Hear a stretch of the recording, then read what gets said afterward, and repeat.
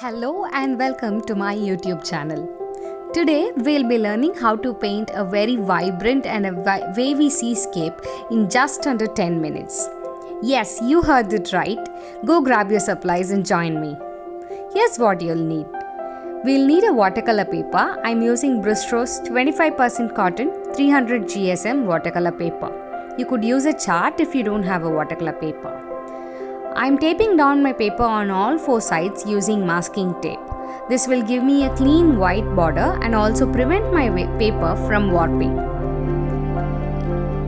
If you do not want to use the masking tape, you could check out my YouTube video on how to prevent warping of watercolor paper. The link is in the description box below. For the colors, we will be using just two shades today. The first shade is turquoise from Winsor & Newton Cotman range. You could also use cerulean blue instead. And for the shadows, I'll be using Prussian blue from Camlin. You could also use indigo if you don't have Prussian blue. You'll then need a clean jar of water and a round brush. I'm going with a size 8 round brush today. You could use any size of round brush that you have. You need a clean white towel or a tissue, and then a flat brush. Let's begin by marking our horizon. I'm using a scale and drawing a horizontal line just above the center of the paper. This will be our horizon. I'm going to paint the sky wet on wet. So I'm wetting my paper evenly with a thin coat of water. Sky portion. Now I'm picking up sun turquoise on my round brush and going in a very streaky motion. You could also use a flat wash, but I prefer the streaky sky. Just give streaks here and there using your turquoise on the wet paper. I'm lightly blending it and our sky is done. Now for the sea, we will go for the first layer with a very light shade of turquoise. This layer will be wet on dry, so you directly apply the paint on the paper. Go in a horizontal direction from left to right, from the bottom till the horizon. It's absolutely fine if you don't get a flat wash here, because we will be going over this in subsequent layers. Just ensure that your paper is filled with an even coat of turquoise.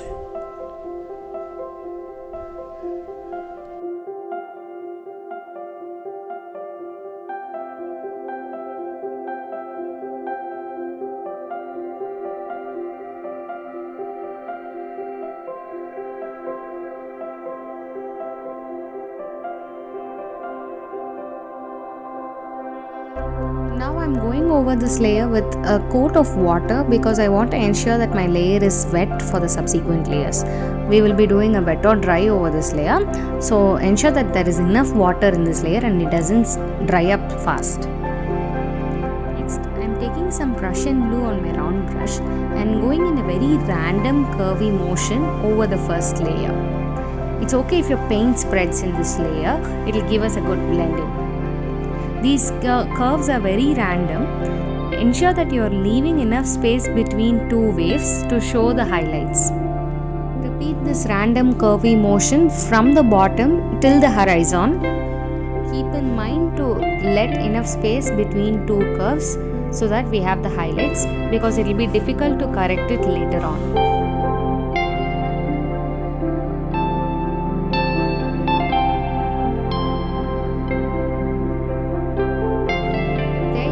I'm done with my second layer for the waves.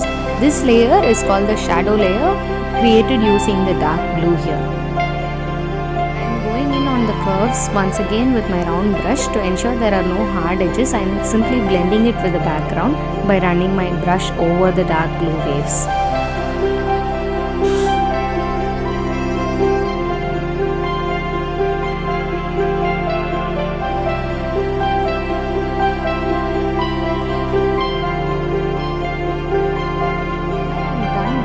Colors.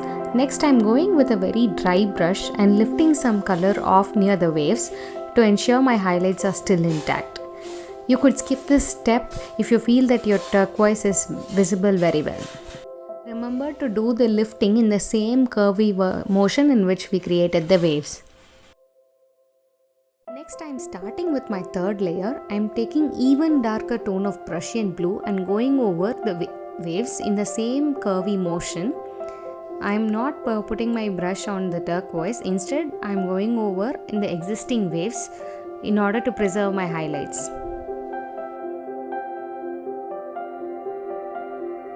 Do this from the bottom till the horizon in the same curvy motion.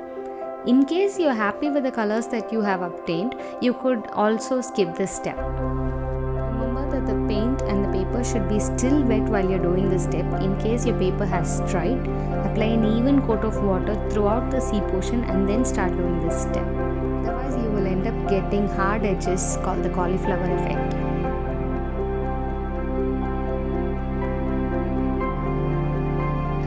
Picking up a dry brush and lifting some paint.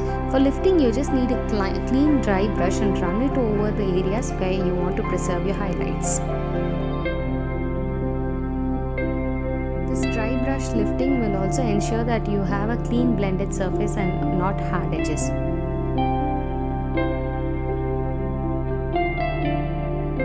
See vibrant, I'm going with another coat of Prussian blue. This time I'm taking a very dark version with less water and applying the Prussian blue on the existing curvy waves.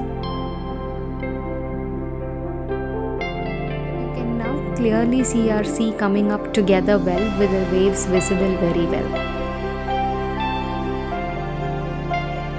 Our sea is very vibrant and beautiful.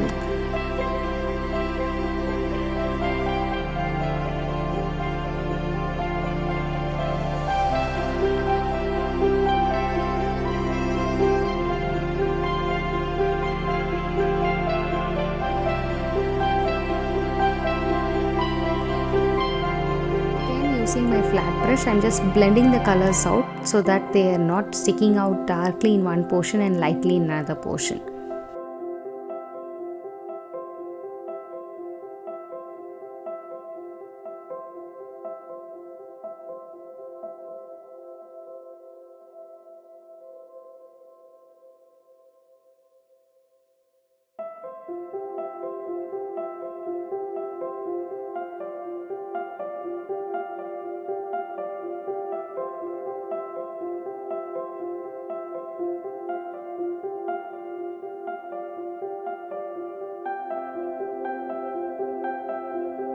Be very careful in keeping your brush motions in a curvy manner and never in straight manner.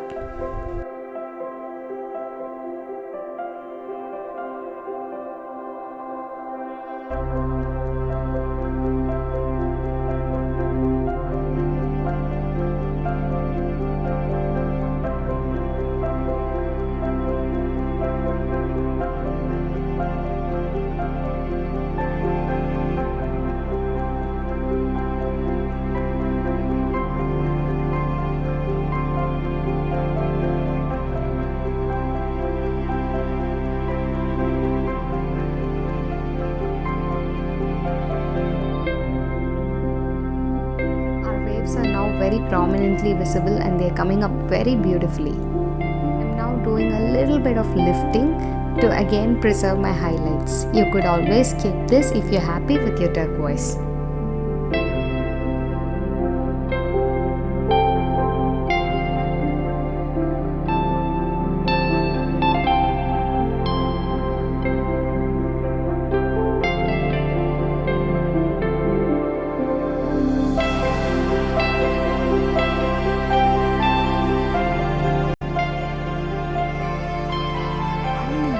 Done with our sea.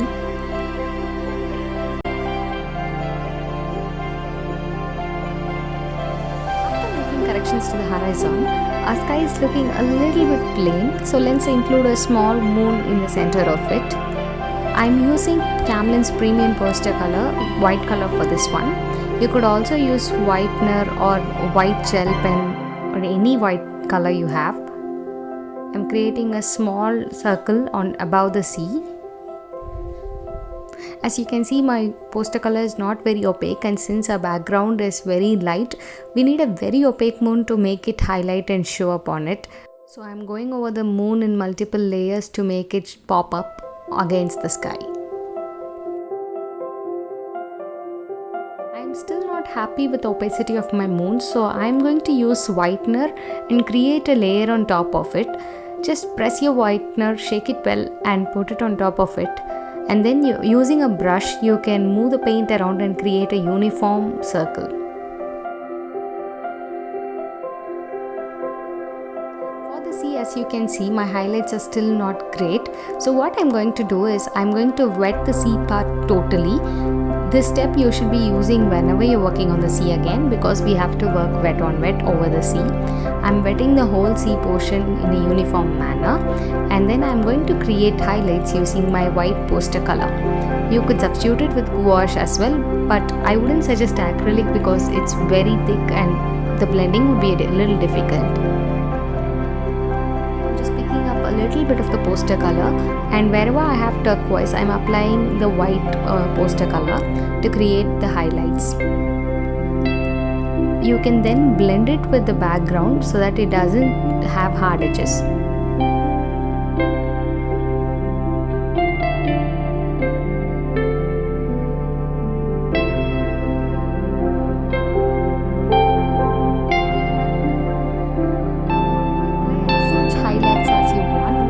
Disturbing the shadows, which is the dark blue.